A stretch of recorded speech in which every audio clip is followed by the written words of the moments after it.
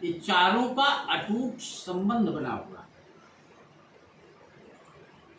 जब व्यक्ति अपने निवास स्थान पर रहता है तो निश्चित है कि वो एक्टिवेट हो जाता है, समझ रहे। लेकिन जब एक्टिवेट हो जाता है उसको, जैसे अभी तक तो आप लोगों को उसका प्रतिफल मिल ही रहा था, इसमें कोई संदेह नहीं। मैंने स्टार्टिंग में, प्रारंभ में ही मैंने आपको बताया कि ये जो अचल संपत्ति की प्राप्ति होती है ये दादा की कृपा से प्राप्त है, माने आपके पिताजी की कृपा से, समझ रहे हैं। तो आपने तो भगवान की दया से दादन में हाई था, कोई दिक्कत नहीं उसके लिए, लेकिन और बड़ी कृपा बनी तो आज यहाँ इस एरिया में लेने की मानसिकता बनी, आप लोगों के अंदर सामर्थ्य आया, समझ रहे हैं। तो यहाँ जो सुबह में हम लोगों ने गृह प्रवेश के दरमियान चर्चा किया वर्धिनी कलश को लेकर के, ये वर्धिनी कलश कौन है? वो वर्धिनी कलश है। वो कलश आपके पास सुरक्षित और व्यवस्थित रहेगा।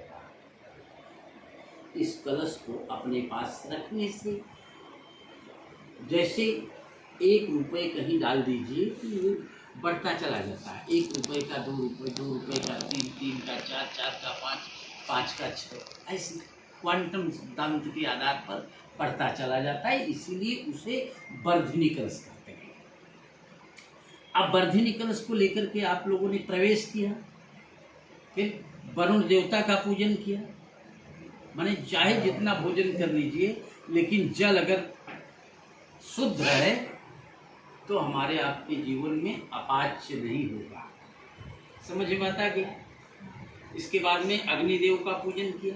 अग्निदेव का पूजन हम आप क्यों करते हैं कि अग्नि नारायण भोजन बढ़िया, वही अग्नि बाहर में भोजन पचाने वाली बनती है, पकाने वाली बनती है, वही अग्नि हमारे आपके उदर में भी रहती है जो की हुई भोजन को पचाता है, सुपाच्य बनाता है, समझ में बात आई। अब इसके बाद में वही अग्नि समुद्र में भी रहती है, जिसको बड़वा नल कहते हैं, समुद्र के पानी को बैलेंस में बनाता है। अब रही बात ये, अब संयोग कितना अच्छा है, नए घर में नए धातुमय मूर्ति गणेश और लक्ष्मी का पूजन भी आप लोगों ने किया। पूजन करने के बाद में ये जो चौकी है, इस चौकी पर आपकी कुल देवी का पूजन किया गया है, कुल देवी का स्थान बनाया गया है। कुल देवी कौन है? जैसे लोग कहते हैं ना, घर के देवता ललाए भरवासु पूजा माने। आपका जन्म जहाँ हुआ है, जैसे गांव में चौरा मैया है, उनको भी यहाँ बुलाया गया है। जैसे ही चौरा मैया का ध्यान करेंगे वैसे ही, जैसे ही चौरा मैया का ध्यान करेंगे वैसे ही दूसरे पॉइंट में लक्ष्मी जी चली आएंगे। और लक्ष्मी, पैसा तो सब व्यक्ति कमाता है, पैसा तो हर व्यक्ति कमाता है, लेकिन अगर पैसे का सही सदुपयोग हो और पैसे का सही सदुपयोग होते हुए स्टेबल लक्ष्मी हो, तब विशेष फायदा होता है। जैसे लक्ष्मी का वाहन क्या है मिस्टर प्रमोद जी? लक्ष्मी का वाहन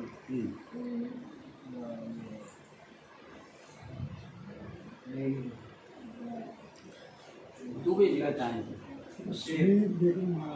लक्ष्मी का वाहन लोग बोलते हैं लोग।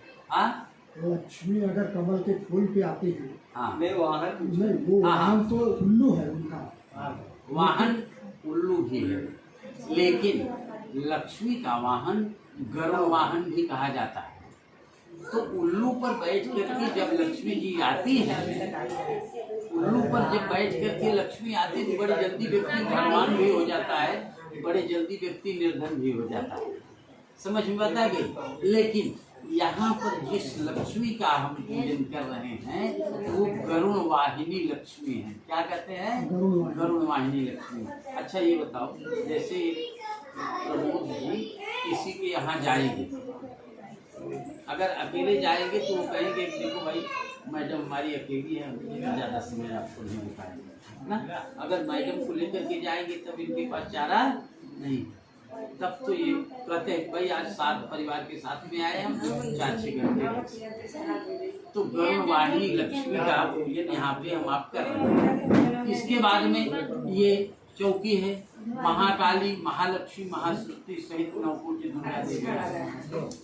महाकाली, महालक्ष्मी, महासरस्वती सहित 9 कोटि दुर्गा देवियाँ हैं। इनमें जितनी भी देवियाँ हैं, चाहे काली, चाहे भैरव, चाहे कलकत्ता वाली, चाहे जो भी है, सारी देवियों का पूजन यहाँ पे हम आप कर रहे हैं। और वहाँ पर आदित्यादि नवग्रह देवताओं का पूजन कर रहे हैं, माने सूर्य, चंद्रमा, मंगल, बुध, बृहस्पति, शुक्र, शनि, राहु और केतु। और ये जो है ये सर्वतोभद्र मंडल विष्णु भगवान की व्यवस्था यहाँ पे की जाती है। और वहाँ पर वास्तु का पूजन किया जाता है। वास्तु का पूजन बहुत आवश्यक होता है। वास्तु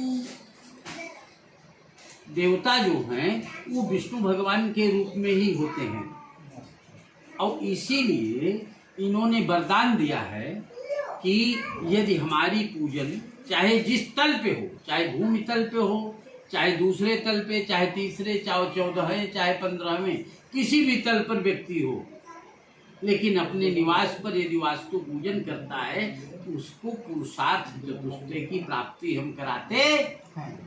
इसलिए सारे लोग हाथ जोड़िए और सब लोग बोलिए ओम ओम नमो नमो वास्तु वास्तु पुरुषाय पुरुषाय भू भू सय्या सय्या भिरति प्रद कीर्ति प्रद मद मद गृहे गृहे धन धन धान्यादि धान्यादि समृद्धिम समृद्धिं कुरु कुरु सर्वदा। सर्वदा। वास्तु पुरुष का स्वरूप, वास्तु पुरुष एक अंधकासुर नाम का राक्षस था, लेकिन विष्णु भगवान ने कहा कि अंधकासुर नाम के राक्षस के स्वरूप में तुम्हारी पूजा नहीं होगी, तुम्हारी पैकिंग बदलना होगा। तो विष्णु भगवान उससे इतने खुश था, वास्तु पुरुष हो गया। अब शंख चक्र गदा पद्म धारण किए हुए विष्णु भगवान का भी ध्यान कर लीजिए। सशंख चक्रम सकीरीट कुंडलम सपीतवस्त्रम सरसे रोहेक्षणम सहर्वक्ष स्थलतोस्तोभश्रेयं नमामि विष्णुं शिरसा चतुर्भुजम्। बोलिए लक्ष्मी नारायण भगवान की। यज्ञ